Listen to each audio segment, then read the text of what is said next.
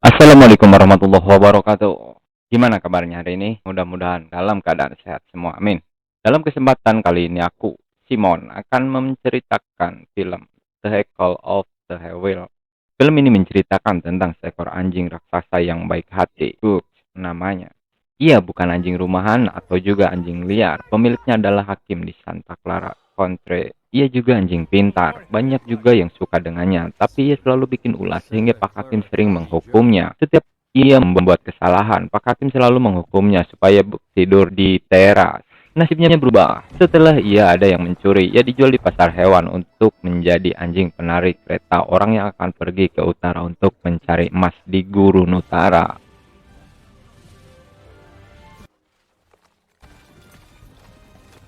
Ceritanya diawali ketika Buk pergi ke pasar bersama seorang pembantu rumah Pak Hakim yang sedang membeli kebutuhan makanan untuk merayakan ulang tahun Pak Hakim.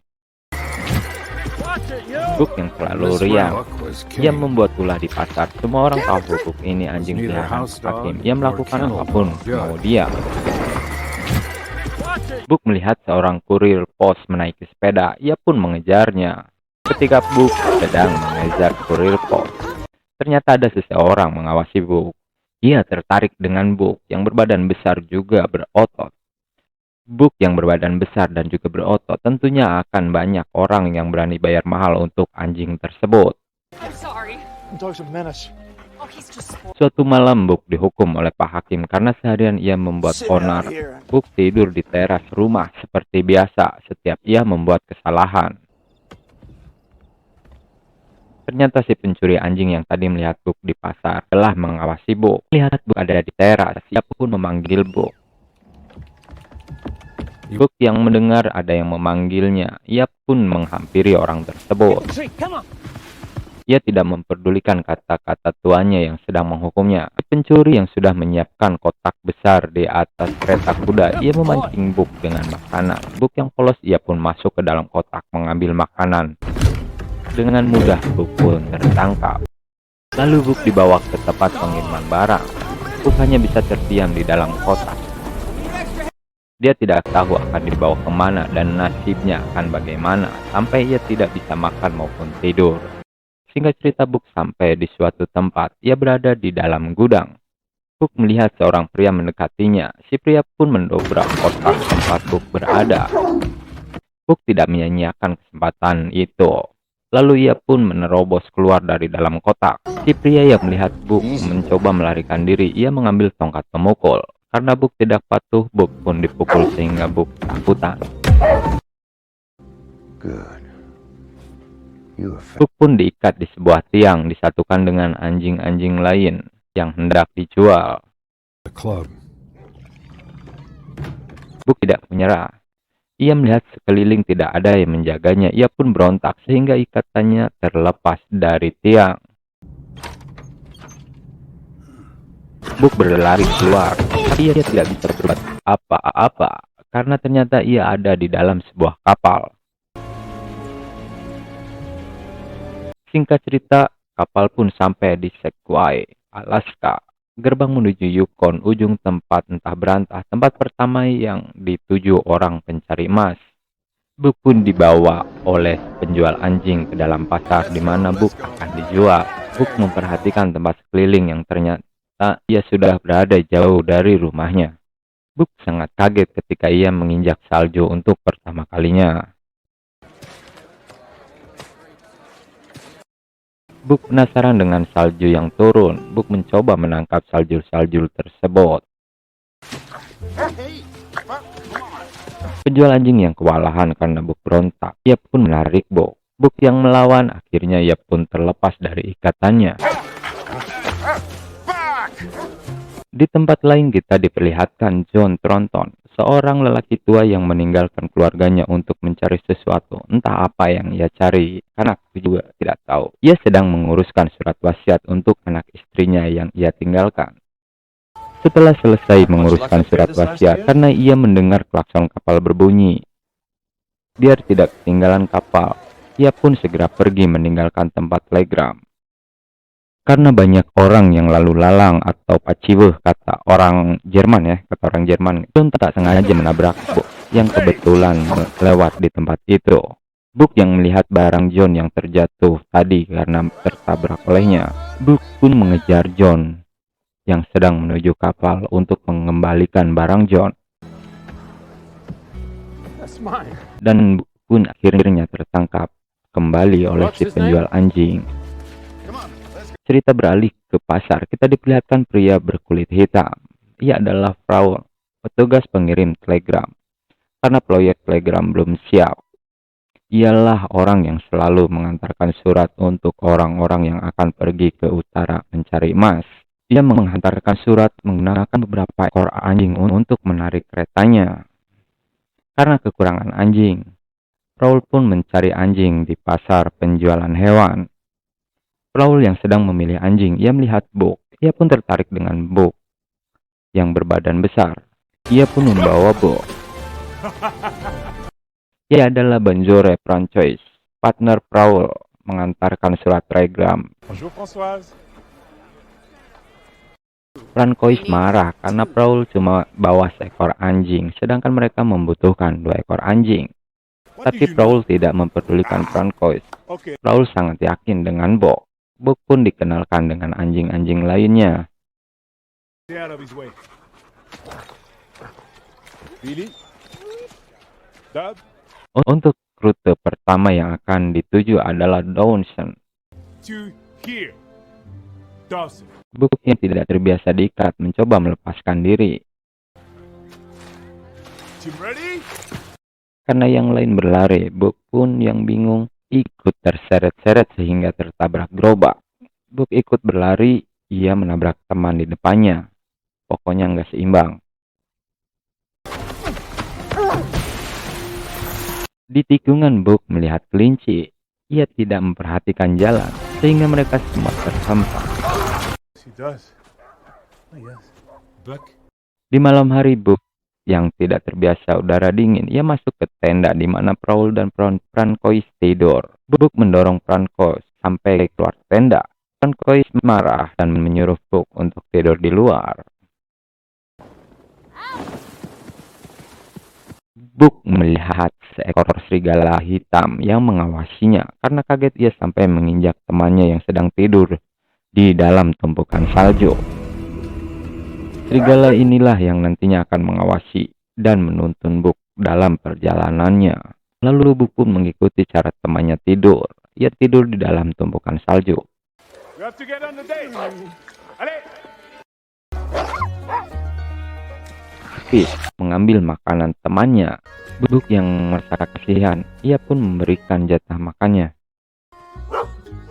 Hari demi hari pun berlalu. Book pun mulai terbiasa dengan kerjaannya. Sampai di satu tempat, jalan yang mereka lalui es. Francois mengecek jalan yang akan mereka lalui. Tak sengaja ia menginjak es yang tipis sehingga Francois terperosok terjebak di air di bawah es. Book yang melihat Francois dalam bahaya, ia pun segera menyelamatkan Francois. Akhirnya Book dapat menyelamatkan Francois, tapi dirinya yang kelelahan tenggelam dan hanyut. Prowl sangat panik karena Book hilang ditelan oleh arus di bawah es. Prowl pun mencoba memecahkan es untuk mencari Book. Prowl sangat sedih karena kehilangan Book, anjing kesayangannya. Ada yang memberikan tongkat yang biasa Francois gunakan untuk mengecek es yang akan mereka lalui. Dan ternyata yang memberikan tongkat itu adalah Book. Prowl sangat senang karena ternyata Book kembali. Akhirnya Book juga dapat perhatian dari Francois. Book melihat seekor kelinci. Seperti biasa, kalau ia melihat kelinci, pasti dia akan mengejarnya. Anjing lain yang mendengar gonggongan Book, mereka pun mengikuti Book. Speed yang tidak suka dengan Book, ia merasa Book lebih disayang oleh Prowl. Ia pun menyerang Book. Anjing yang lain tidak bisa berbuat apa-apa karena kumpulan mereka Speed lah yang paling kuat.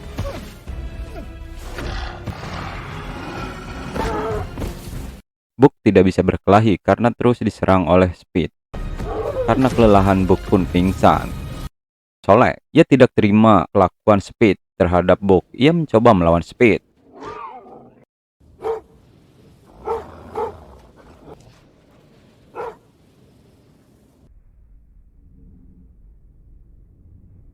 Book bangun. Ia melihat Speed akan menyerang temannya. Ia pun meraung dengan ganas. Speed yang melihat Book dengan muka menantang, ia pun berbalik menyerang Book kembali. Tapi kali ini serangan Speed ditangkapnya oleh Book dengan mudah.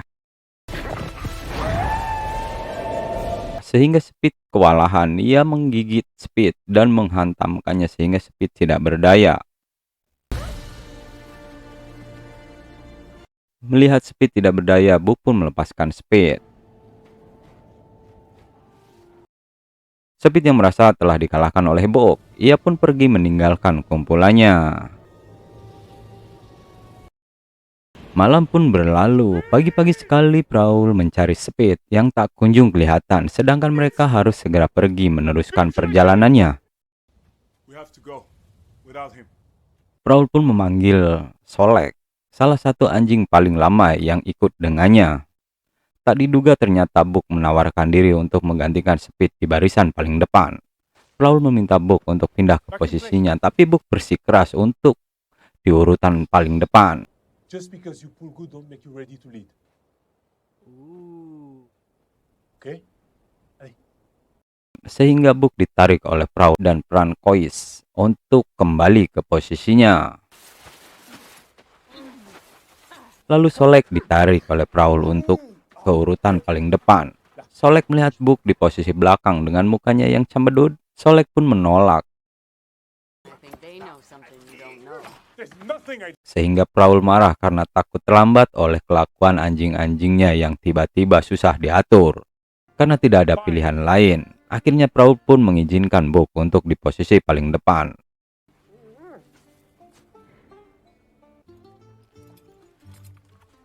if you're lucky. Setelah persiapan selesai, Book mengambil posisi start. Yeah.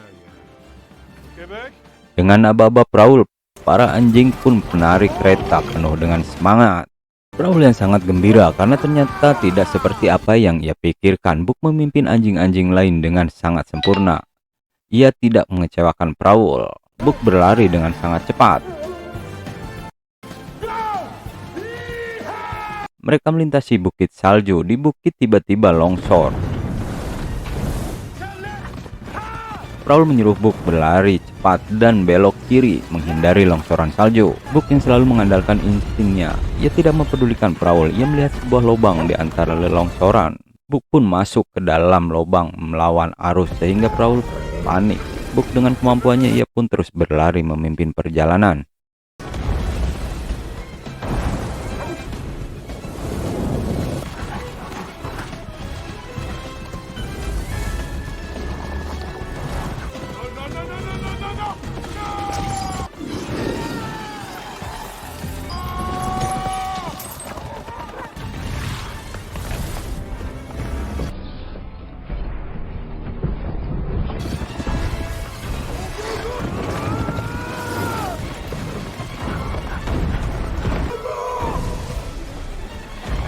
Dan akhirnya mereka pun dapat terselamatkan dari bahaya dan sampai di Dawnshore.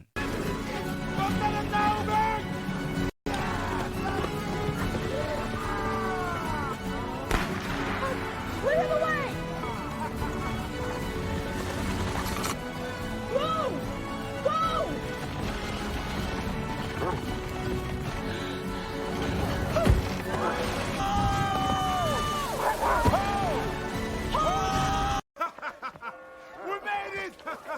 Di malam hari, Book berkeliling menyaksikan semua orang bergembira, membuat dirinya semakin percaya diri.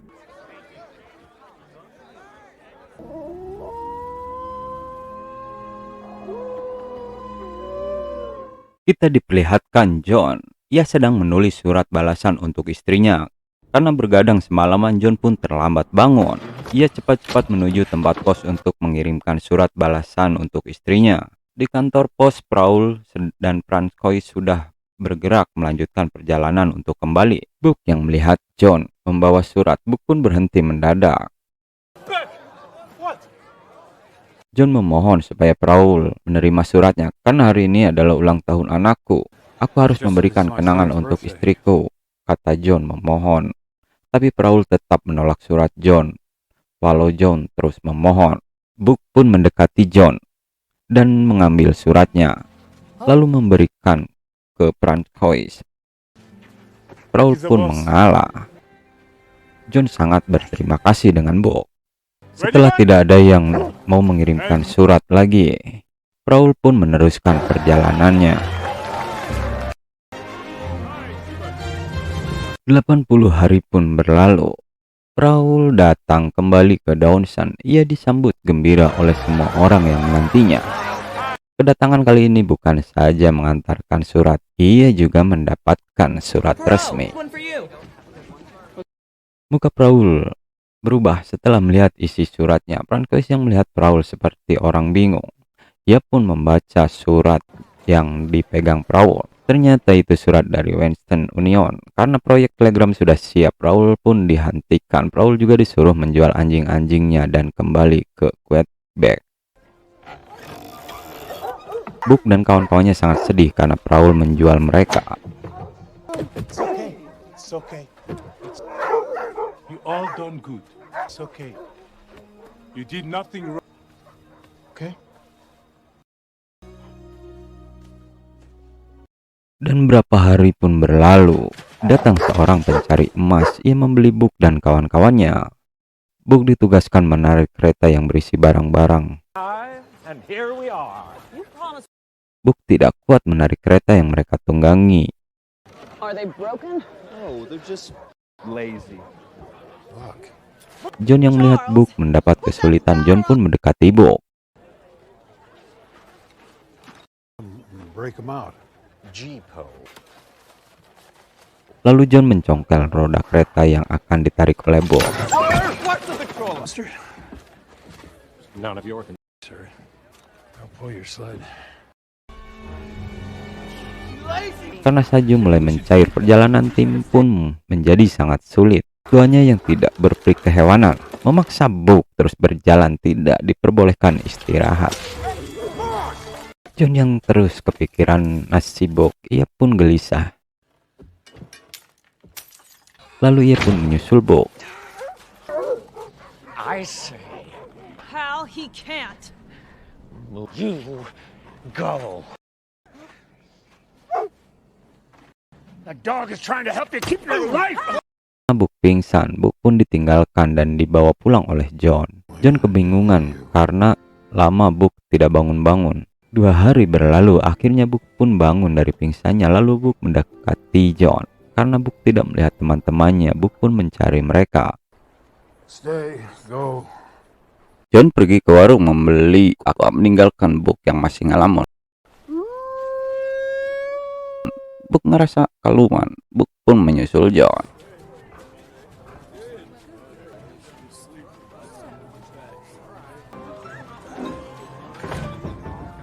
Ketika Book sedang mencari John, Book melihat Billy, bekas tuannya yang jahat, masuk ke dalam. Billy dengan muka marah tiba-tiba memukul John yang sedang berdiri.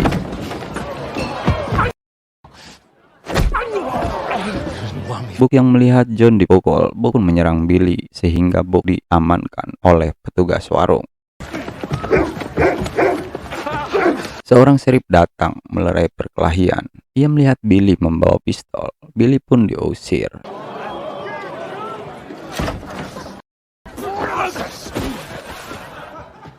Singkat cerita, pagi-pagi sekali John mencari peta Yukon yang lupa ia simpan.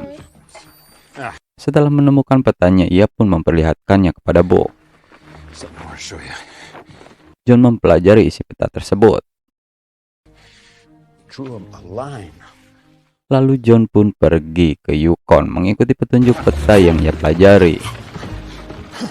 John dan Book menyusuri sungai, melintasi hutan-hutan yang sangat indah. Hari demi hari pun mereka lalui. John terus mendayung karena menerjang jurang. Akhirnya perahu yang John tumpangi pun bocor.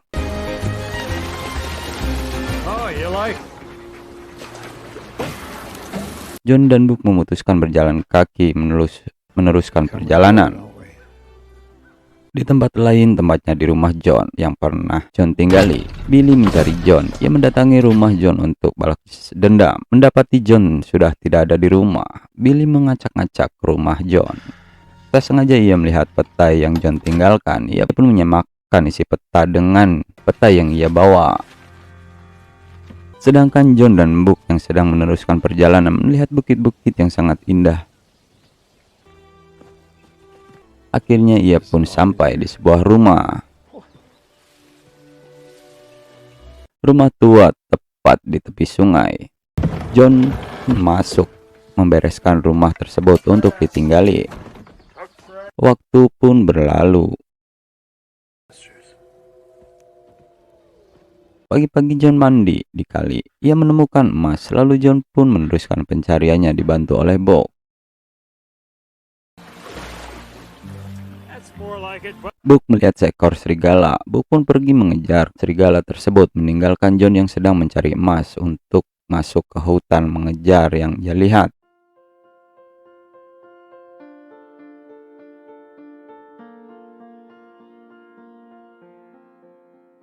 Keesokan harinya Book pun pergi lagi ke hutan. Ia bertemu serigala putih yang pernah ia temui. Kali ini serigala putih tidak sendiri, ia bersama teman-temannya. Mereka sedang memburu seekor babi. Salah satu kawanan serigala ada yang tergelincir ke bawah arus. Lalu Book pun meloncat menolong serigala tersebut. Akhirnya Book pun mempunyai kawan baru. Akhirnya mereka pun berteman. Book setiap kali berburu bersama kawan barunya. Setiap ia mendapatkan buruannya, Book akan selalu menyisakannya untuk John.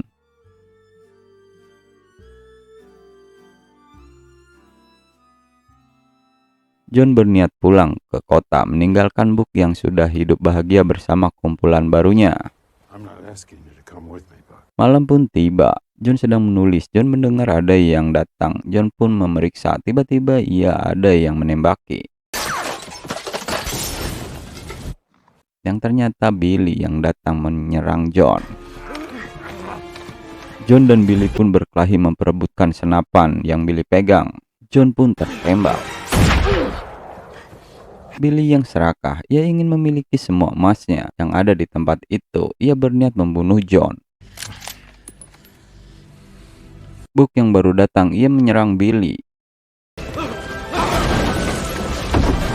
Sehingga Billy mati terbakar.